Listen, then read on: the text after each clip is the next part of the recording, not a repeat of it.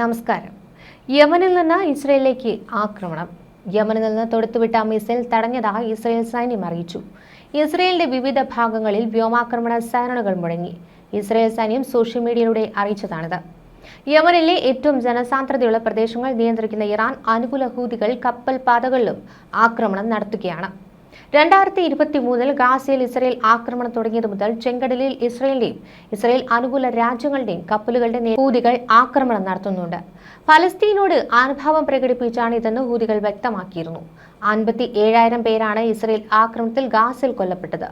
തുടർന്ന് ഇസ്രയേലും പലതവണ യമനിലേക്ക് ആക്രമണം നടത്തി. പിന്നീട് യുഎസും ഹൂതികളും തമ്മിൽ വെടിനിർത്തൽ പ്രഖ്യാപിച്ചു. എന്നാൽ ഇസ്രയേൽ ഇറാനിൽ ആക്രമണം നടത്തിയതോടെ വീണ്ടും ആക്രമണം കടുപ്പിച്ചിരിക്കുകയാണ് ഹൂതികൾ. ഇതോടെ പല കപ്പൽ കമ്പനികളും ചെങ്കടലിലെ പതിവ് കപ്പൽ പാത ഉപേക്ഷിച്ച് ആഫ്രിക്കയുടെ തെക്കേ അറ്റത്തുകൂടി ചുറ്റി സഞ്ചരിക്കുകയാണ്. ഇതിനിടെ ഇസ്രായേൽ ഉപരോധം മൂലം ഇന്ധനക്ഷാമം രൂക്ഷമായ ഗാസയിൽ ആശുപത്രികളുടെ അവസ്ഥയും അതീവ പ്രതിസന്ധിയിലാണ്. വടക്കൻ ഗാസയിലെ അൽ ഷിഫ ആശുപത്രി, തെക്കൻ ഖാൻ യൂനിസിലെ നാസർ ആശുപത്രിയിലും സ്ഥിതി ഗുരുതരമാണെന്ന് അധികൃതർ മുന്നറിയിപ്പ് നൽകി. മാസം തികയാതെ പ്രസവിച്ച 100-ലധികം നവജാത ശിശുക്കളുടെയും 300-ഓളം ഡയാലിസിസ് രോഗികളുടെയും ജീവൻ അപകടത്തിലാണെന്നാണ് അൽ ഷിഫ ആശുപത്രി ഡയറക്ടർ മുഹമ്മദ് അബുസാൽമിയ മാധ്യമപ്രവർത്തകരോട് പറഞ്ഞത്. ഓക്സിജൻ ഇല്ലാത്ത ആശുപത്രി ഇനി ഒരു ആശുപത്രിയും ഉണ്ടാവില്ല. ലാബും രക്തബാങ്കുകളും അടച്ചുപൂട്ടപ്പെടും. റെഫ്രിജറേറ്ററുകളിലെ രക്തയൂണിറ്റുകൾ നശിക്കുമെന്നാണ് സാൽമിയ പറഞ്ഞത്. ആശുപത്രികൾ ഉടൻ ശവപ്പറമ്പുകളായി മാറുമെന്നും അദ്ദേഹം പറഞ്ഞു. തീവ്രപരിചരണ വിഭാഗത്തിനും ഓപ്പറേഷൻ റൂമുകൾക്കും വൈദ്യുതി ലാഭിക്കുന്നതിനായി അൽ ഷിഫയുടെ ഡയാലിസിസ് വിഭാഗം ഇതിനകം അടച്ചുപൂട്ടിക്കഴിഞ്ഞു. വൈദ്യുതി ഇല്ലാതെ ഒരു മിനിറ്റ് പോലും ഇനി മുന്നോട്ട് പോകാനാകില്ലെന്നും അദ്ദേഹം പറഞ്ഞു. ഇന്ധന വിതരണം അടിയന്തരമായി എത്തിച്ചില്ലെങ്കിൽ പ്രദേശത്ത് 100 കണക്കിന് ആളുകൾ മരിക്കുമെന്ന് ഗാസയിലെ ഫീൽഡ് ഹോസ്പിറ്റലുകളുടെ ഡയറക്ടർ മാർവൽ അൽ ഹംസ് അൽ ജസീറയോട് പറഞ്ഞു. മാസം തികയാതെ പ്രസവിച്ച 100 കണക്കിന് കുഞ്ഞുങ്ങൾ അടുത്ത 2 മണിക്കൂറിനുള്ളിൽ മരിച്ചേക്കുമെന്നും അദ്ദേഹം പറഞ്ഞു. ഡയാലിസിസ് തീവ്രപരിചരണ രോഗികൾക്കും ജീവൻ നഷ്ടപ്പെടുമെന്ന് അദ്ദേഹം പറഞ്ഞു. മെനിഞ്ചൈറ്റിസ് പോലുള്ള രോഗങ്ങൾ പടരുന്ന സാഹചര്യത്തിൽ പരിക്കുകൾ വഷളാവുകയാണെന്നും അദ്ദേഹം കൂട്ടിച്ചേർത്തു. ഇന്ധനക്ഷാമം മൂലം നിർണായകമായ അവസാന മണിക്കൂറിലേക്ക് പ്രവേശിച്ചതായി നാസർ മെഡിക്കൽ കോംപ്ലക്സ് പറഞ്ഞു. ഇന്ധനം തീർന്നുകൊണ്ടിരിക്കുമ്പോൾ രോഗികളുടെ ജീവൻ രക്ഷിക്കുവാനായി മരണത്തോടും സമയത്തോടും ഇരുട്ടിനോടും മല്ലിടുകയാണ് ഡോക്ടർമാർ. മെഡിക്കൽ ടീമുകൾ അവസാന ശ്വാസം വരെ പോരാടുകയാണ്. ശ്മശാനമായി മാറുന്നതിന് മുമ്പ് രക്ഷപ്പെടുത്തുവാൻ പറ്റുന്നവരെല്ലാം രക്ഷിക്കുക. ഇത് മാത്രമാണ് ഡോക്ടർമാരുടെ മുന്നിലുള്ളത്. ആശുപത്രിയുടെ വക്താവായ മുഹമ്മദ് സാക്കർ റോയിട്ടേഴ്സ് വാർത്താ ഏജൻസിയോട് പറഞ്ഞതിങ്ങനെയാണ്: വൈദ്യുതിയോ എയർ കണ്ടീഷനോ ഇല്ലാതെ ഡോക്ടർമാർ ശസ്ത്രക്രിയകൾ നടത്തുന്നു. ജീവനക്കാരിൽ നിന്നുള്ള വിയർപ്പ് രോഗികളുടെ മുറിവുകളിലേക്ക് ഒലിച്ചിറങ്ങുന്നുണ്ടെന്നും ഇത് അണുബാധയ്ക്ക് കാരണമാകുമെന്നും സാക്കർ പറഞ്ഞു. നാസർ ആശുപത്രിയിൽ ശസ്ത്രക്രിയ നടത്തുമ്പോൾ ഡോക്ടർമാർ അമിതമായി വിയർക്കുന്ന വീഡിയോ സോഷ്യൽ മീഡിയയിൽ കഴിഞ്ഞ ദിവസം പുറത്തുവിട്ടിരുന്നു. ഇവിടെ ഫാൻ ഇല്ല, എസികൾ ഓഫായി കഴിഞ്ഞു, ജീവനക്കാരെല്ലാം ക്ഷീണിതരാണ്. കടുത്ത ചൂടിനെ കുറിച്ച് അവർ പരാതിപ്പെടുകയാണെന്നും ആശുപത്രി അധികൃതർ പറഞ്ഞു. ലോകാരോഗ്യ സംഘടനയുടെ കണക്കനുസരിച്ച് 2023 ഒക്ടോബർ 7 ശേഷം ഗാസയിലെ ആരോഗ്യ കേന്ദ്രങ്ങൾക്ക് നേരെ 600-ലധികം ആക്രമണങ്ങൾ നടന്നിട്ടുണ്ട്. ഈ വർഷം മെയ് വരെ ഗാസയിലെ 36 ആശുപത്രികളിൽ 19 എണ്ണം മാത്രമേ ഭാഗികമായി പ്രവർത്തിക്കുന്നുള്ളൂ. എല്ലാ ആശുപത്രികളിലെയും 94% തകർക്കുകയോ നശിക്കുകയോ ചെയ്തിട്ടുണ്ട്. ഔദ്യോഗിക കണക്കുകൾ പ്രകാരം ഇസ്രയേൽ സൈന്യം ഗാസയിൽ 1500-ലധികം ആരോഗ്യ പ്രവർത്തകരെ കൊലപ്പെടുത്തി. 185 പേരെ കസ്റ്റഡിയിലെടുത്തിട്ടുണ്ട്. ഈ ഭൂമിയിലെ ഏറ്റവും മികച്ച ആശുപത്രി ജീവനക്കാരെ നിങ്ങൾക്ക് ലഭിക്കും.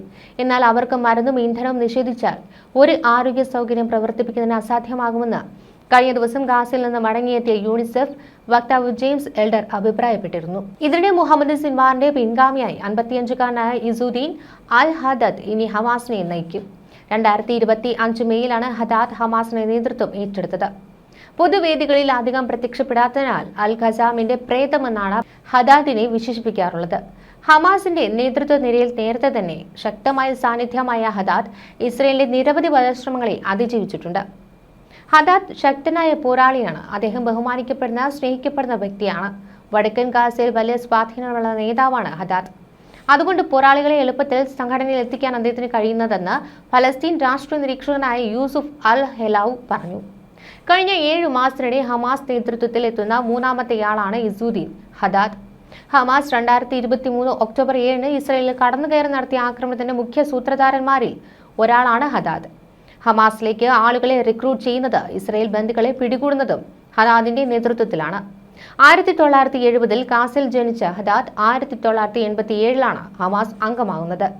ഹമാസിന്റെ സൈനിക വിഭാഗമായ അൽ ഖസം ബ്രിഗേഡിൽ സാധാരണ പോരാളിയായാണ് ഹദാദ് പ്രവർത്തനം തുടങ്ങിയത്. തുടർന്ന് പ്ലാറ്റൂൺ കമാൻഡർ, ബറ്റാലിയൻ കമാൻഡർ തുടങ്ങിയ പദവികളിലേക്ക് ഉയർന്ന ഹദാദ് ഒടുവിൽ ബ്രിഗേഡ് ലീഡറായി. ഹമാസ് കമാൻഡർമാർക്കിടയിലെ നിർണായക കണ്ണിയാണ് ഹദാദ്.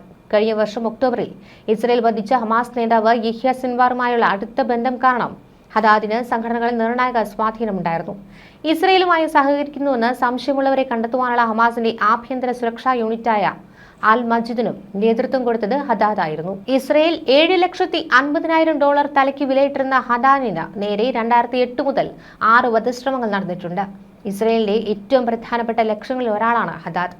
ഒക്ടോബർ 7 നടന്ന അൽ അക്സ ഫ്ലഡ് ആസൂത്രണം ചെയ്തത് നടപ്പാക്കിയതോടെയാണ് ഹമാസിൽ ഹദാദിന്റെ ഖ്യാതി വർദ്ധിച്ചത്. ആക്രമണത്തിന്റെ തലേ ദിവസം ബറ്റാലിയൻ കമാൻഡർമാരുടെ രഹസ്യ യോഗം വിളിച്ച ഹദാദാണ് ഇസ്രയേലി സൈനികരെ തട്ടിക്കൊണ്ടുപോകുന്നതും ആക്രമണവും സംബന്ധിച്ച ഉത്തരവുകൾ കൈമാറിയതും. 2023 ഒക്ടോബർ 7 ഹമാസ് 251 ഇസ്രയേലികളെയാണ് ബന്ദികളാക്കിയത്. ഇസ്രയേൽ ഗാസയിൽ ശക്തമായ ആക്രമണം നടത്തുവാൻ തയ്യാറാകുന്നത് അറിഞ്ഞാണ് ഒക്ടോബർ 7 ഇസ്രയേലിൽ കടന്നുകയറി ആളുകളെ ബന്ദികളാക്കിയതെന്ന് 2025 ജനുവരിയിൽ അൽ ജസീറയ്ക്ക് നൽകിയ അഭിമുഖത്തിൽ ഹദാദ് വെളിപ്പെടുത്തിയിരുന്നു. ഹദാദിന്റെ മക്കളും പേരക്കുട്ടികളും ഇസ്രയേൽ ആക്രമണത്തിൽ കൊല്ലപ്പെട്ടിട്ടുണ്ട്. 5 തവണ ഹദാദുമായി കൂടിക്കാഴ്ച നടത്തിയ ഇസ്രയേലി ബന്ദി എല്ലായ്പ്പോഴും അദ്ദേഹം ശാന്തനായാണ് കാണപ്പെട്ടതെന്നാണ് വിട്ടയക്കപ്പെട്ട ശേഷം വെളിപ്പെടുത്തിയത്. ഒരു ബന്ദി ഉപേക്ഷിച്ചു പോയ പുസ്തകം തിരിച്ചു കൊടുക്കുവാൻ പോലും ഹദാദ് ആവശ്യപ്പെട്ടുവെന്നും ഇയാൾ വെളിപ്പെടുത്തിയിരുന്നു. സിൻവാർ സഹോദരങ്ങളെക്കാൾ പ്രായോഗികവാദിയാണ് ഹദാദ് എന്നാണ് പടിഞ്ഞാറൻ മാധ്യമങ്ങൾ റിപ്പോർട്ട് ചെയ്യുന്നത്. ബന്ദി മോചനത്തിനും വെടിനിർത്തൽ നീട്ടുവാനുമുള്ള ചർച്ചകളിൽ ഹദാദ് പ്രായോഗിക തീരുമാനങ്ങളാണ് എടുത്തതെന്നാണ് അവർ പറയുന്നത്.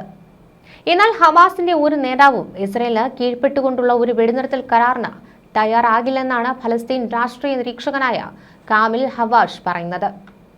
ഇസ്രയേൽ ആക്രമണം അവസാനിപ്പിക്കുവാനും ഇസ്രയേൽ ജയിലുകളിൽ നിന്ന് കൂടുതൽ ഫലസ്തീൻ തടവുകാരെ മോചിപ്പിക്കുവാനുമുള്ള ശ്രമങ്ങളാണ് ഹദാദ് നടത്തുന്നത്. മുൻ ഹമാസ് നേതാക്കളിൽ നിന്ന് വിഭിന്നമായ ഒരു നിലപാട് ഹദാദ് സ്വീകരിക്കുമെന്ന് കരുതുന്നില്ലെന്നും ഹവാഷ് പറയുന്നു. ന്യൂസ് ഡെസ്ക് മലയാളി വാർത്ത.